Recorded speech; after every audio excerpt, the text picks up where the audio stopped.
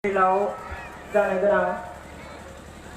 क'क्राझार 5 नं लकसभा समस्तिनि जा बिसायख'थि बेजों लोब्बा लाखिनानै खुंनाय दिनैनि बे मेलखौ सामलायलांनाय मानगोनां दैदेनगिरि आरो बेयावनो एसे आगोलाव बे मेलखौ बेखेवनानै होलांनाय क'क्राझार दुलाराय बर' फरायसा आफादनि क'क्राझार डिस्ट्रिक्टनि आफादगिरि आरो EPPLनि अर्गेनाइजिं सेक्रेटारि मानगोनां बिथां लोगोसे national democratic front of Bodoland progressive आरो गुबुन बर'नि गौथुम आरो हानजाफोरनिफ्राय नुजाथिफैनो हानाय गेदेर गोलाव मानगोनां बिथांमोन लोगोसे बे हालामनिफ्राय हांख्रायनानै लिंनानै लाबोजानाय जौसायाव जिरायनानै थानाय गासै मानगोनां गेदेर गोलाव नोंथांमोन दैदेनगिरि नोंथांमोन आरो बे हालामनि दाब दाब जायगानिफ्राय नुजाथिफैनो हानाय मानगोनां बर' बिमानि थैजों जोनोम मोननाय आइ आफा बिदा फंबाय बिब' बिनानाव गासै गोसो गुदुं रायजो राजा नोंथांमोन শ্রদ্ধা এই অঞ্চলৰ বিভিন্ন ঠাইৰ পৰা আহি উপস্থিত হ'ব পৰা ৰাইজসকল आं गिबियावनो रंजालि बैसागोनि मुङै आंनिफ्राय आरो बर' वुमेन जास्टिस फरामनिफ्राय बयनोबो गाहाम अनसायनाय बावहरग्रोबाय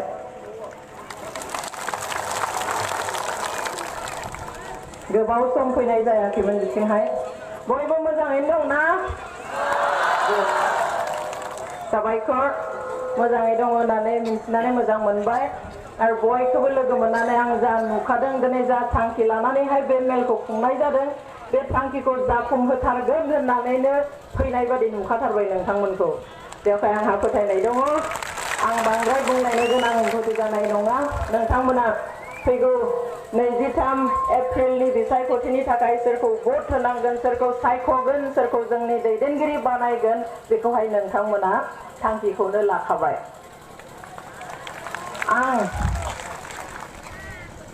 आंनि जिउआव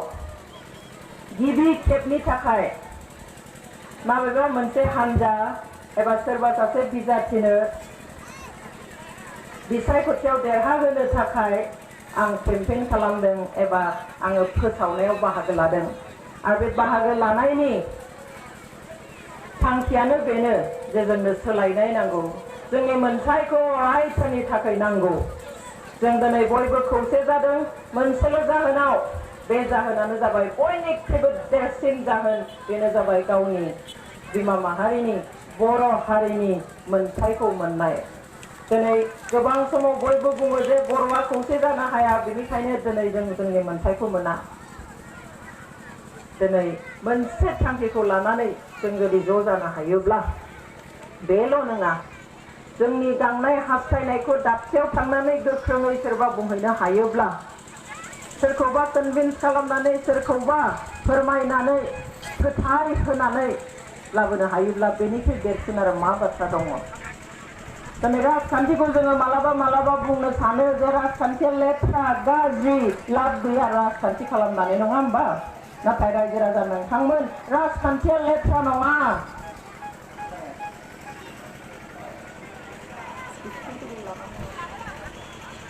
खोनायाखै नामा रायजोफोर खोनादोंब्ला बेखौ लालिया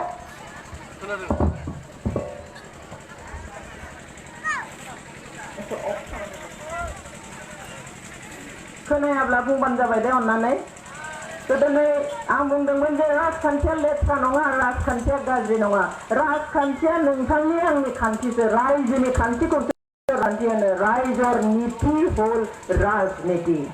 रायजोनिसो खान्थि नोंथांनि खान्थि आंनि खान्थि राजखान्थिया बेसो खान्थि जाय खान्थियाव जोङो जौगानाय मोनो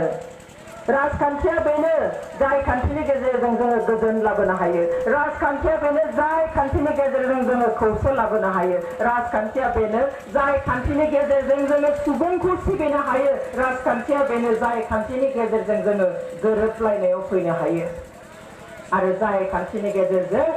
जोङो जोंनि जौगाथाय लाबोनो हायो, जोंनि मोनथाय जोङो मोननो हायो। बेनो जाबाय राजखान्थि, नोंथांनि खान्थि, आंनि खान्थि, रायजोनि खान्थि। अब्ला बे खान्थियाव दिनै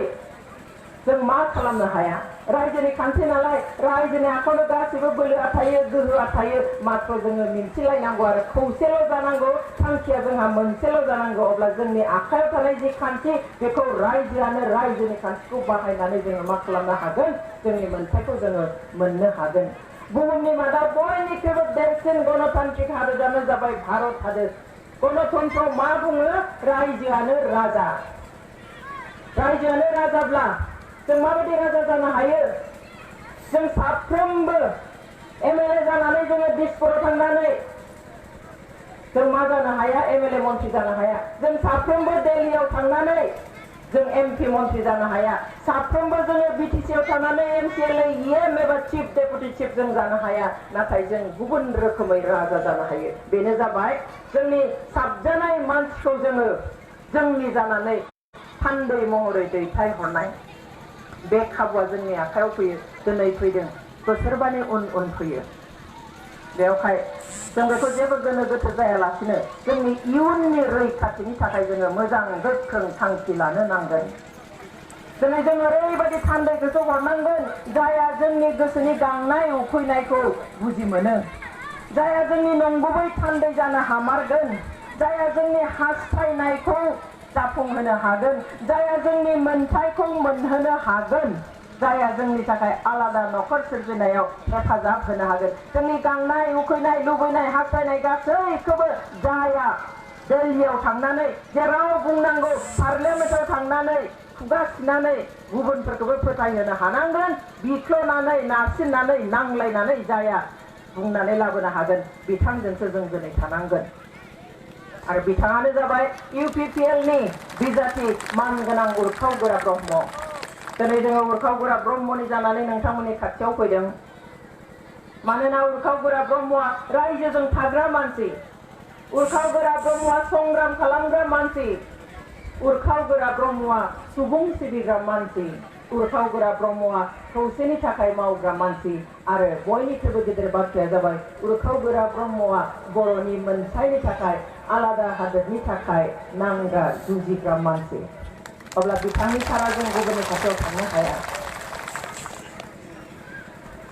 जों दिनै बिथांनाव फैदों। मालाबा जों बिपिएफखौबो मदद खालामदोंमोन,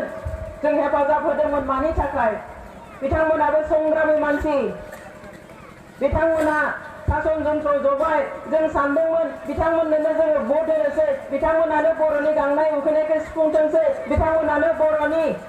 गासैबो मोनथायखौ होफैथोंसै, बिथांमोननो भट होबाय थानोसै, बिथांमोनानो जोंखौ मा खालामथोंसै? बर' हारिखौ सिबिबाय थाथोंसै, जोङो गुबुन खामानि मावनोसै होननानै सानदोंमोन। नाथाय दिनै जों नुबाय बे खाबुखौ होसेयावबो, रायजो सिबिनो हारिखौ सिबिनो जोङो खाबु होसेयावबो बिथांमोना बे खाबुखौ लानो हायाखै। दिनै 15 बोसोरल' नङा, जाय बिजाथिया दिनै क'क्राझार समस्तिनि बिपिएफनि बिजाथि प्रमिला आब' बिथाङा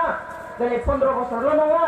दिनै 30 बोसोर एमएलए जालाय मन्त्रि जालाय, एमएलए जालाय मन्त्रि जालाय। नाथाय जों जेराव दङ बेयावनो थालांबाय। अब्ला जोंहा दिनै फोथायनाया गैलिया। खाबु होदोंमोन, खाबुखौ लायाब्ला जों नारसोम सोरसोम सोरखौबा जोङो एमएलए एमपि बानायबाय थानो हाया। जायहा सिबिनो लुबैदों, गोरबोजों हारिखौ ओनसोलखौ सिबिनानै गासै जेंनाखौ फोजोबस्रांनायाव गोसो दङ, बेबादि मानसिखौ जोङो सायख'नानै लानांगोन। दिनै जोङो सोलायनायनि थाखाय गसंदों, दिनै जों परिबर्तननि थाखाय गसंदों। जों दिनै नुबाय बर' हारिया गाज्रिनिफ्राय गाज्रि अलखदाव थांगासिनो, दिनै आबहावाया गाज्रिनिफ्राय गाज्रि जागासिनो, राजखान्थियारि थासारिया गुबुंलेनिफ्राय गुबुंले जागासिनो। बेखौ नुनानै आं न' सिङाव हारसिं रायलायबाय थाबा लाब जानाय नंलिया, सोलायनाया फैलिया। बेनिखायनो दिनै आं ओंखारबोदों। बे बाथ्राखौनो नोंथांमोनजों ज' सावरायनानै जाहाथे जोङो बयबो दिनै थांखि लानो हायो जे गुबुंले जामारबाय, गाज्रि जामारबाय, जोंहा दिनै खोमसि फैहां जाबाय हारिनि थाखाय। बेनिखायनो जोङो मोनसे थांखि लानि, खौसेनि थांखि लानि, आरो बे थांखियानो सासे गोदान मानसि सायख'नानै हरनाय। गणतन्त्रआव जों जायखौ लुबैयो बेखौनो सोलायनो हायो। साबिया जोंनि आखायावसो थायो। बेखौनो सोरबाया बावनानै आं 15 बोसोर जाबाय आरो 25 बोसोर जाबावगोन होनो। मा जाखोब्लाय? बिनि लामायाथ' नोंथांनि आंनि आखायावसो जों सोरखौबा मोजां मोना भट होबासो बेसो दैदेनगिरि जागोन नङा होमबा अब्ला माब्ला मानसिया बेफोरखौ बावो रायजोनि बोलो गोहोखौ माब्ला बावो जेब्ला गावहा अहंआ बारा जायो गावनि थाखा फैसाजोंनो बायनानै गासैखौबो गावनि आखाइ मुथा सिङाव लाजोबनो हागोन होननानै जेब्ला सानफ्लाङो अब्लासो बेबादि बाथ्राखौ बुङो दिनै बर' रायजो राजाया सोरनिबा सिफियाव सोरनिबा आखाइ मोजोमाव थांनाय जिनिस नङा जों खर' दैखांनानै जोङो हारि हिसाबैसो थांनानै थागोन जोङो गासैबो बाथ्राखौ गोदानै साननांगोन गासैबो बाथ्राखौ जोङो हारिनि स्वार्थनि बिथिङावसो साननांगोन अब्लासो जोङो थांनानै थानो हागोन दिनै डेम'क्रेसियाव जाय सोरखौ मोजां मोनो बेखौनो बिजाथिबो होनो हायो भटबो होनो हायो नाथाय माखासेया दिनै बेखौ बाजादों जायनि थाखाय हामला हामला हामला जायनि थाखाय रायनाय रायनाय आरो रायनाय दिनै दुलाराय बर' फरायसा आफादखौ रायदों एनडिएफबिखौ रायदों गाबोन आंखौबो बुंदों बुंगोन बुंदोंबो बेलाय हिनजाव मानसियालाय मा अनजालाय मा केम्पेइन खालामलाबायनानै जासै होननानै खिन्थु बेयाव हौवा हिनजावनि खोथा नङा दिनै हिनजाव मानसिखौनोथ' बिजाथि होदों क'क्राझार समस्तियाव नाथाय जों दिनै हिनजाव मानसि बिजाथि होदोंब्लाबो जोङो गसंथानो हायाखै मानि थाखाय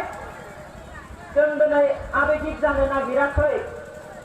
हिनजावा हिनजावखौ सापर्ट खालामनांगौ हौवाया हौवाखौ सापर्ट खालामनांगौ बे फर्मुलाजों जों थांनो नागिराखै जों दिनै नायदों सोर उपयुक्त जोंनि थाखाय बर' हारिनि थाखाय सोर साबसिन जागोन दिनै क'क्राझार समस्तियावहाय 9 जन बिजाथि दङ नोंथांमोनहा बे 9 जन बिजाथिनिफ्राय सासेल'खौसो बासिनो मोनगोन सासेल'सो भट होनो मोनगोन जों नायबाय बे 9 जन बिजाथियाव सोर साबसिन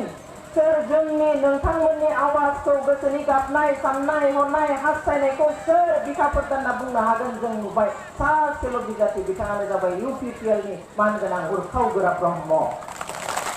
अब्ला दिनै जायफ्रा 30 बोसोर बुङाखै जायफ्रा 15 बोसोर बुङाखै बिथांमोननि खाथियाव जों मानो थांबावनो जोंहा अपसन दङ टु चुज द बेस्ट वान जोंहा साबसिनखौ सायख'नो थाखाय राहा दङ लामा दङ बेनो जाबाय बिसायख'थि आरो बे खाबुखौनो जों लागोन रायजो राजाफोर जेबो गोनो गोथो जानाङा जेबो सन्देह खालामनाङा मानोना उरखाव गोरा ब्रह्मआ रायजोजों थानाय मानसि माबाफोर गोनो गोथो दङमोनब्ला दिनैनिफ्राय दानिफ्राय नागारदो जों गासिबो खौसे जानानै मोनसेल' थांखि लादों दिनै आं बेयाव फैनानै आं मिन्थिनायखाय बा आं बुंनायखौ लाथारनांगोन आंल' केम्पेनार बे नङा आं खावलायो नोंथांमोन साफ्रोमबो दानिफ्राय साफा साफा बे बिसायख'थिनि थाखाय बे सानब्रै सम दंबावो सानब्रै समाव नोंथांमोनाबो फोसाव मिथिं दावथिङाव नङा नाथाय गुबुन लामा दङ नोंथांमोना दा न'आव थांनानै जेब्ला न'आव जिरायगोन बिसि फिसाय गथ' गथाय ओंखाम जागोन हराव सावराय सोरनो भट होनो थांखिला उरखाव गोरा ब्रह्मनो भट होनो सोरबाया हौवाया माबा सानदोंमोनब्ला बिमाया सेल्फ हेल्प ग्रुपनि खोथाखौ साननानै माबा सानदोंमोनब्ला ओरै दाजासै थांखिला न'खरसेयाव मोनसे हानजाना आन्था होनो दिनै नोंथांमोना बहाबा हाथायाव थाङोब्ला बहाबा साहा दखानाव जिरायोब्ला सोरबा रंजालि बैसागो जानो थाङोब्ला सोरबा गाबोन चार्चआव थाङोब्ला जायखौनो लोगो मोनो सानै मानसि आलादा लोगो मोनब्लाबो रायज्लाय सावराय सों सोरखौ भट होगोन बेनिफ्राय खावलाय उरखाव गोरा ब्रह्मनो भट हो होननानैहाय बेल' नङा बहाबा गोजानाव बाय बाहागि आलासि दङब्ला गुबुन गामियाव फन खालाम सों नोंसोर सोरखौ हरगोन नोंसिनि लागोआ सोरखौ होगोन सोरखौबा होनदोंब्ला बुजाय बुंहर जे उरखाव गोरा ब्रह्मनोनो हो जायफ्रा फरायसा आफादखौ मदद खालामो जायफ्रा इउपिपिएलखौ मदद खालामो जायफ्रा एनडिएफबिखौ मदद खालामो आं बिथांमोनखौल' बुंनो नागिराखै नाथाय बर'नि जायफ्रा बिपिएफआव दङ बिपिएफनि मावथिफोर सोद्रोमाफोर जायफ्रा बिजेपिआव दङ बर'नि जायफ्रा कंग्रेसआव दङ बर'नि जायफ्रा एजिपिआव दङ बर'नि आं नोंथांमोनखौ बयखौबो खावलायनो लुबैयो हारिनि इयुननि रैखाथिनि थाखाय बे खनसेयाव गावबा गावनि हान्जाखौ दोनथ'नानै हारिनि स्वार्थआव कंग्रेस बिजेपि बिपिएफ जेरावखि थाया मानो अननानै इउपिपिएलनि बिजाथि मानगोनां उरखाव गोरा ब्रह्मनो भट हो दिनै जों जि अबस्थायाव दङ जोंहा दिनै रंजानायनि बोथोर नङा नाथाय रंजाग्राया रंजागासिनो जोंहा दिनै ओरैबायदि सम फैदों जायनि थाखाय सासे बिमाया सासे बिफाया जों दिनै मिनिनो हायि जादों बेनो जाबाय मा जोंनि फिसानि इयुना मा जागोन जोंनि बे लाइमोन सेंग्रा सिख्लानि इयुना मा जागोन जोंहा बेनो सानफ्रोमबो गासैबो समावनो गोसोआव फैयो खारन जों नुबाय जेबो मोजां गैला बिदिब्ला जोंहा साफ्रोमनिबो बिबान साफ्रोमबो बर' फिसानि बर' बिमानि बर' बिफानि बिबान जे जोङो जोंनि गथ'फोरनो मोजां रैखाथि होलांनाय बिसोरनि इयुनाव मोजां रैखाथि होलांनाय दिनै जुदि जोङो थिग थांखि लाया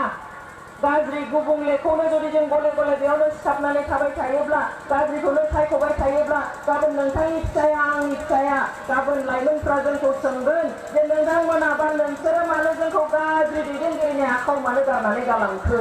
अब्ला जों मा फिननाय होगोन बेनिखायनो जों बयबो थि खालामनो नांगोन जोंनि फिसाफोरनि मोजां इयुन रैखाथिनि थाखाय जोंनि लाइमोन गोरोंफोरनि मोजां इयुन रैखाथिनि थाखाय आरो हारिनि रैखाथिनि थाखाय हारिनि राव हारिमु सोलोंथाइ गासैबो बिथिङाव जाहाथे हारिया आलादायै गावनि न'खराव रुजु रुमुहै रायजो जानानै बेफोरखौ मोजाङै खर' दैखांनानै जेब्लाबो फोथांना लाखिनो हायो बिनि थाखाय जों बयबो मा खालामनो नांगोन इउपिपिएलनो भट होनांगोन गोदान मानसि गोदान एमपि गोदान दैदेनगिरि जोङो सायख'नो नांगोन बयबो रेडि ना रायजोफोर साबायखर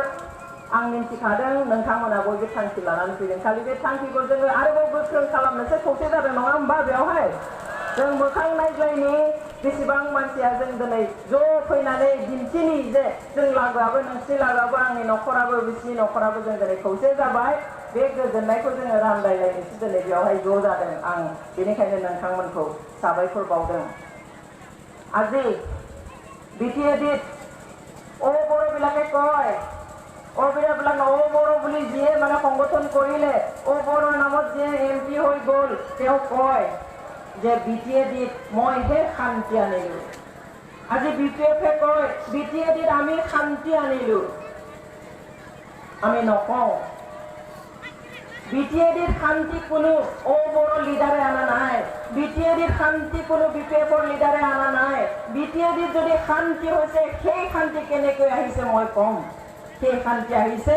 এনডিএফি সকলে যুদ্ধ বিৰতি ঘোষণা কৰাৰ কাৰণে বা কবৰা কোনোবা আমলা কোনোবা বিৰছা কামাণ্ডো ফৰ্চে আজি যুদ্ধ বিৰতি ঘোষণা কৰি চৰকাৰৰ লগত শান্তি প্ৰক্ৰিয়াত থকাৰ কাৰণেহে আজি বিটিএডিৰ শান্তি আহিছে কিন্তু কোনোবা পলিটিচিয়ানে কোনোবা ৰাজনৈতিক নেতাই বিটিএডিৰ শান্তি আনিব পৰা নাই रावबो राजखान्थिगिरिया शान्ति लाबोनो हायाखै बिथांमोना बखियो बुङो जोंसो शान्ति लाबोदों नाथाय शान्तिया बोरै फैदों एनडिएफआ दावहा दोनथ'नानै सोरखारजों शान्तिनि थाखाय गोजोन सावरायनायाव बाहागो लानायनि थाखायसो दिनै बिटिएडिआव एबा आसामाव शान्ति फैदों नाथाय बेखौनो लानानै सोरबाया बेफार खालामनो नागिरोबा बेखौनो लानानै सोरबाया बाहायनो नागिरोब्ला बे दुखुनांथाव बाथ्रा जों बेखौ जानो होनो हाया আজি বড়োসকলে নিজৰ অধিকাৰৰ কাৰণে যিখিনি কথা কৈছে কিন্তু আনৰ অধিকাৰ খৰ্ব কৰিবলৈ নহয় আজি আমি বড়োলেণ্ডৰ কথা কৈছো সেপাৰেট ষ্টেটৰ কথা কৈছো কিন্তু সংবিধানতেই লিখা আছে সংবিধানতেই দিয়াৰ ব্যৱস্থা আছে কেৱল ভাৰতবৰ্ষৰ সংবিধানত নহয় আজি ৰাষ্ট্ৰসংঘৰ ইউনাইটেড নেশ্যনৰ যি ট্ৰাইবেল সকলৰ কাৰণে ইণ্ডিজিনাছ সকলৰ কাৰণে যি স্পেশাল ঘোষণা কৰি থোৱা হৈছে অধিকাৰ তাতো সেইটো স্পষ্টকৈ লিখা আছে বড়োসকলে নিজৰ অধিকাৰৰ কাৰণে সংগ্ৰাম কৰাটো আনৰ অধিকাৰ খৰ্ব কৰা নুবুজায় বিটিএডিত আমি সকলো ডাঙৰ সৰু জাতি জনগোষ্ঠী সকলো ধৰ্মাৱলম্বী লোকসকল একেলগে থাকিব বিচাৰো এটা অঞ্চলৰ আমি উন্নতি বিচাৰিছো সেইটো নুবুজায় যে অকল এটা জাতিয়ে থাকিব পৃথিৱীত এনেকুৱা এটা ঠাই নাই য'ত কেৱল এটা জাতিৰ মানুহ থাকে পৃথিৱীত এনেকুৱা এখন ঠাই নাই য'ত কেৱল এটা ধৰ্মৰ মানুহ থাকে নাই বিটিএডিটো নাই কিন্তু এটা অঞ্চলৰ উন্নতিয়ে সকলো মানুহৰ উন্নতিৰ কথা ক'ব পৰা বাট দিব লাগিব সেই বাট সেই পথটোৰ কথাই আমি চিন্তা কৰিছোঁ আজি ৰাষ্ট্ৰসংঘত ইণ্ডিজিনিয়াছ লোকসকলৰ কাৰণে পৃথিৱীৰ বিভিন্ন দেশত থকা ভূমিপুত্ৰসকলৰ কাৰণে এটা বিশেষ অধিকাৰ ঘোষণা কৰিছে 2007 চনৰ 13 সেপ্টেম্বৰত সেই ঘোষণা কৰা হৈছে United nations declaration on the rights of indigenous people সেই সূত্ৰে পৃথিৱীত ক্ষুদ্ৰতম ক্ষুদ্ৰ ভূমিপুত্ৰ জাতিও কি কৰিব পাৰে নিজৰ কাৰণে সেল্ফ ডিটাৰমিনেশ্যনৰ কথা ক'ব পাৰে নিজৰ কাৰণে সেল্ফ গভৰ্ণমেণ্টৰ কথা ক'ব পাৰে তাত কোনো বাধা নাই সেইকাৰণে আমি যে অধিকাৰৰ কথা কৈছোঁ আমি একেলগে থাকি সেই অধিকাৰ সাব্যস্ত কৰাৰ কথাহে আমি কৈছোঁ আজি অতি সুখৰ খবৰ AIUDF আজি UPPLক সমৰ্থন কৰিছে ইটছ এ গুড চাইন এইটো এটা ভাল লক্ষণ মানুহৰ মাজত কেতিয়াবা ভুল বুজাবুজি হয় সেই ভুল বুজাবুজিত পাহৰি একেলগে থাকি আমি ভৱিষ্যতৰ উন্নতিৰ কথা একেলগে চিন্তা কৰিব পৰাটোহে ডাঙৰ কথা সেইকাৰণে ইটছ এ গুড চাইন ফৰ অল অফ আছ সকলোৰে কাৰণে जोंनि बयनिबो थाखाय बेफोरो मोजां बाथ्रा সেইকাৰণে কোনো নিৰাপত্তাৰ ক্ষেত্ৰত কোনোবা অঞ্চল উন্নতিৰ ক্ষেত্ৰত অনাধিকাৰ হোৱাৰ ক্ষেত্ৰত কোনো ইয়াত শংকিত হোৱাৰ কাৰণ নাই আমি সকলোৰে উন্নতিৰ কাৰণে সকলোৱে একেলগে মিলা প্ৰীতিৰে শান্তিৰে থকাৰ কাৰণেহে আমি আগবাঢ়িছোঁ উৰ্খাওগৰা ব্ৰহ্মক ভোট দিয়া মানে শান্তিৰ কাৰণে ভোট দিয়া উৰ্খাওগৰা ব্ৰহ্মক ভোট দিয়া মানে একতাৰ কাৰণে ভোট দিয়া উৰ্খাওগৰা ব্ৰহ্মক ভোট দিয়া মানে উন্নয়নৰ কাৰণে ভোট দিয়া আৰু উৰ্খাওগৰা ব্ৰহ্মক ভোট দিয়া মানে অধিকাৰৰ কাৰণে ভোট দিয়া যিজন মানুহে 6 বছৰ MP হোৱাৰ পিছতো তেওঁ নিজৰ ঘৰ বাৰী একো নকৰিলে সা সম্পত্তি ইচ্ছা কৰিলে তেওঁ কৰিব পাৰিলেহেঁতেন কিন্তু তেওঁ নাই কৰা তেওঁ এতিয়াও ৰাজ্যৰ লগত আছে তেওঁ এতিয়াও সংগ্ৰামৰ পক্ষত আছে আৰু সংগ্ৰামৰ পক্ষত যিয়ে থাকে তেওঁ আন সংগ্ৰামীকো সদায় কি কৰে সন্মান কৰে সেইকাৰণে আমি তেখেতক সন্মান কৰিছোঁ আৰু বিশ্বাস কৰিছোঁ কোনো সন্দেহ নকৰাকৈ তিল মানুহ সন্দেহ নকৰাকৈ সেয়েহে মই ৰাইজক অনুৰোধ জনাম UPPLৰ প্ৰাৰ্থী সন্মানীয় উৰ্খাওগৰা ব্ৰহ্মক 23 এপ্ৰিলত যাতে সকলোৱে গৈ দলে বলে ভোটদান দি জয়যুক্ত কৰে আমাৰ অধিকাৰৰ বাবে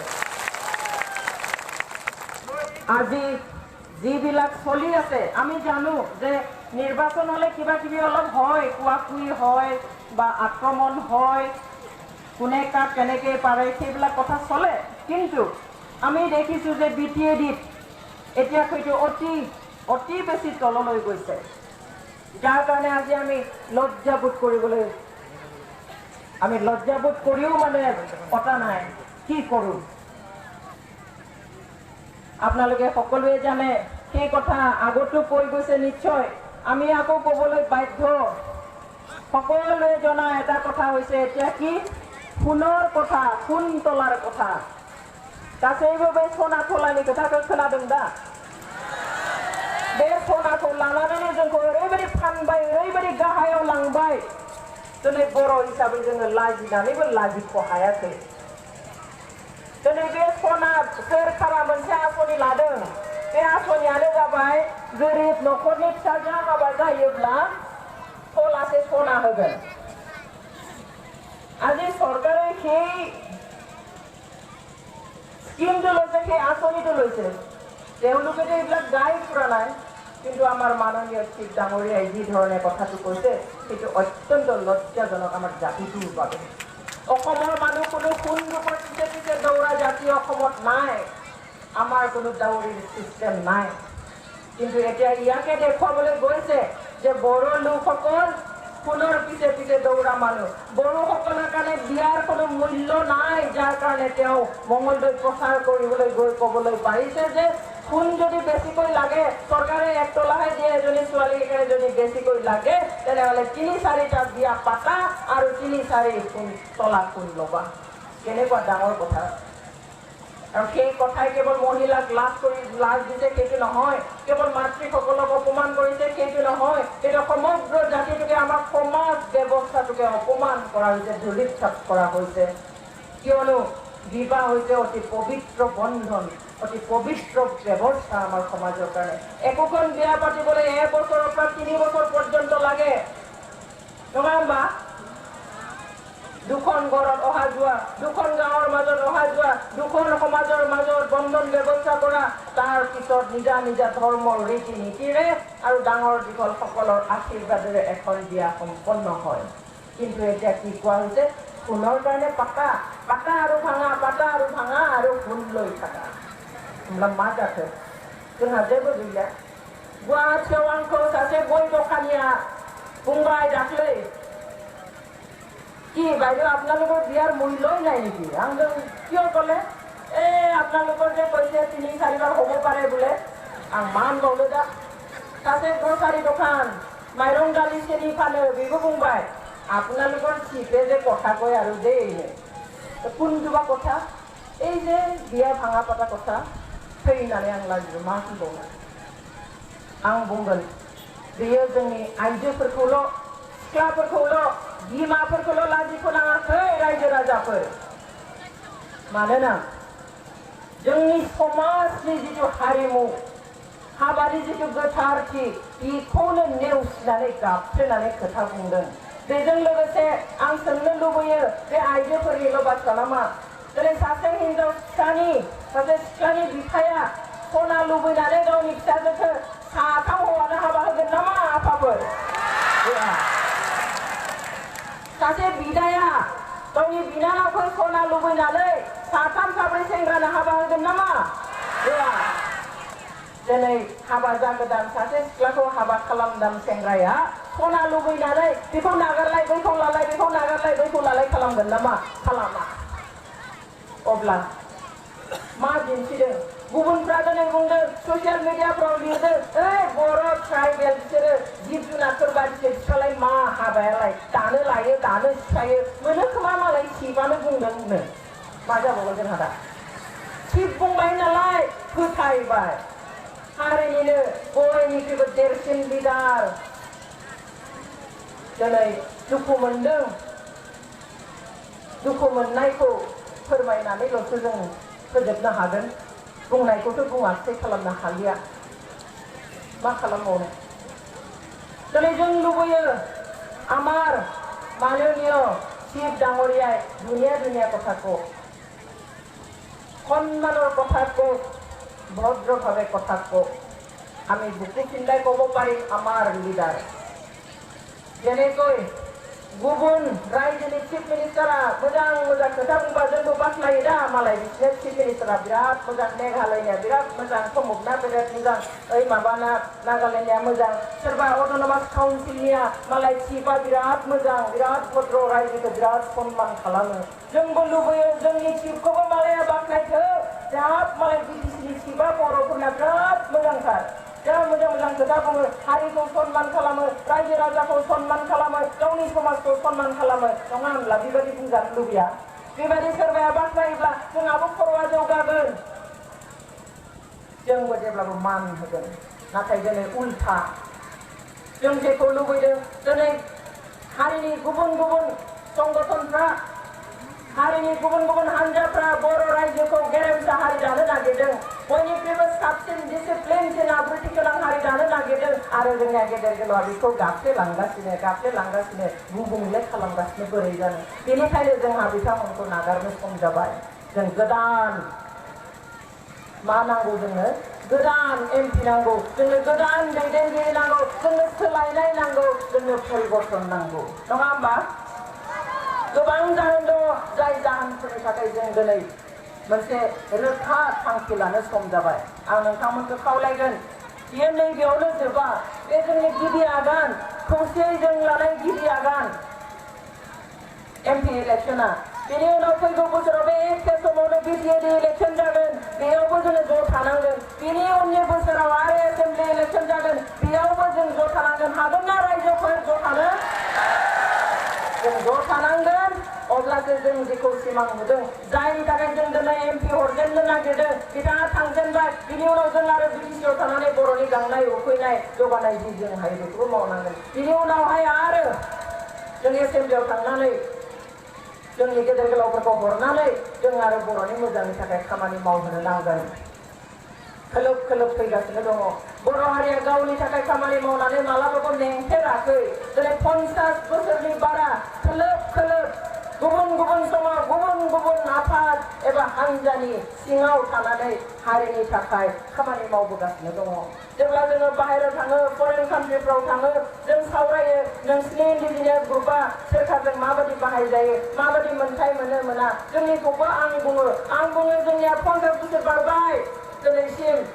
गावनि मोनथायनि थाखाय जुजिगासिनो दङ। बिथांमोना सोमोनाङो मोनसे हारिया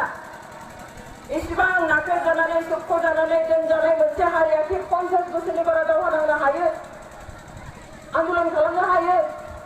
मेङाखै नामा? आंदों हायो नङा सोंनायनि बाथ्रा नङा मेंनायनि बाथ्रा नङा। गोदो जि ओंखारोमोन दा बिनिफ्राय बांसिनसो बर'फ्रा लोब ओंखारनानै गावनि मोनथायनि थाखाय मेङैखौ दिन्थिगासिनो होनदों। सोमोनाङो मडेल दिनै बर' हारिया गुबुन गोबां हारिनि थाखाय मडेल जोंखौ नायदावो नाथाय जोंनि मानगोनां दैदेनगिरिफ्रा बेखौ नाजावनो रोङाब्ला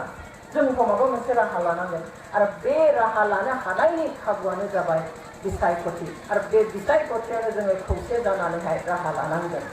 जों सानदोंमोन बिथांमोना मावथों बिथांमोनानो दैदेनगिरि जाथों बिथांमोनानो राजखान्थिगिरि जाबाय थाथों एमएलए एमपि मन्त्रि जाबाय था आरो बर'नि मोननांगौखौ